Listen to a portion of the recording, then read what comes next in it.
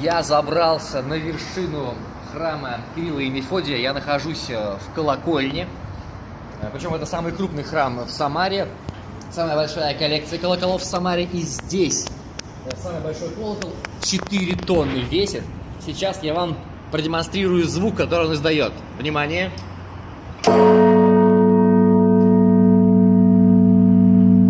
Сегодня у меня был мастер-класс по игре на колоколах, и совсем скоро, как всегда, в своем отдельном сюжете я выложу об этом более подробное видео. Ну а пока что ждите, ставьте лайки и подписывайтесь.